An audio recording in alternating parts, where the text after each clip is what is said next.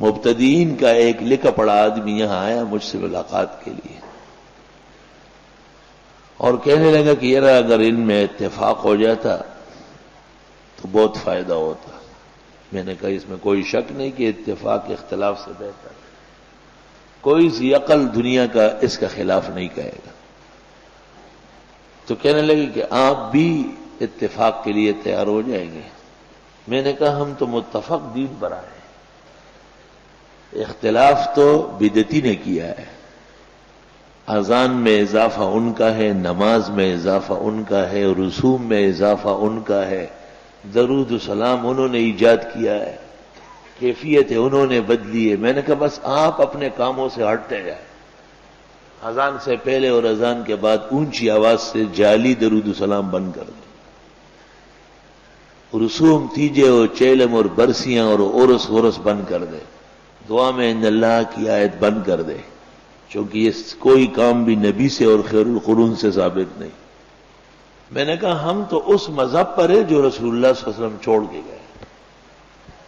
ہمارے ہاں کسی ایک چیز میں اضافہ کوئی دکھائے، میرا چیلنج ہے کسی ایک چیز میں دکھائے.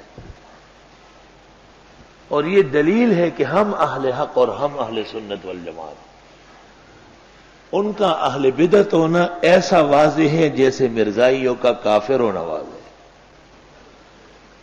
ہر شخص کو آپ کہہ سکتے ہیں کہ ہمارے رسول خاتم النبیین اور انہوں نے مرزا غلام احمد کو نبی کہا ہے، کافر ہے. تو آپ آسانی سے کہہ سکتے ہیں کہ جو اذان مدینہ اور مکہ میں آج تک ہو رہی ہے اس کے خلاف ہے. جو نماز پیغمبر نے پڑھائی ہے بدعتی اس کے خلاف کر رہا ہے. ٹخنے ڈکے ہوئے ہیں، حی علی الصلاۃ پہ قیام کو لازم سمجھتے ہیں، انگوٹھے چومتے ہیں، مردے کے لیے نت نئے اختراعات کرتے ہیں. مردے کے احسان یہ ہے یا پیغمبر محسن تھے؟ انہیں ان باتوں کا پتہ کیوں نہیں تھا؟ تو میں نے کہا اتفاق کے دن آپ کو اپنی بریلیت سے باز آنا پڑے گا. اس دن اتفاق ہو، ہمیں کچھ نہ لینا ہے نہ دینا ہے. ہم تو جیسے ہیں اہدنا الصراط المستقیم صراط الذین انعمت علیہم.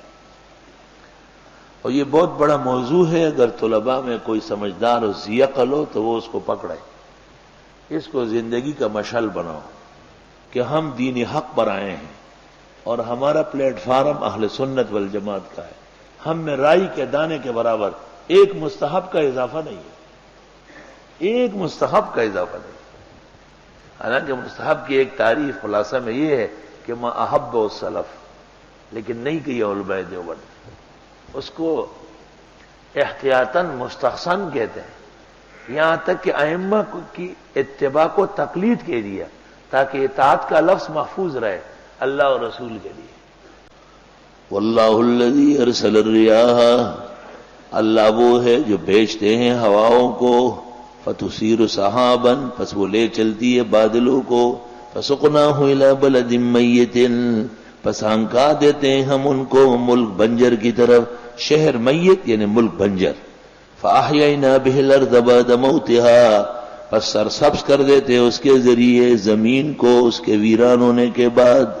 بالکل بنجر زمین سرسبز و شاداب ہو جاتی ہے.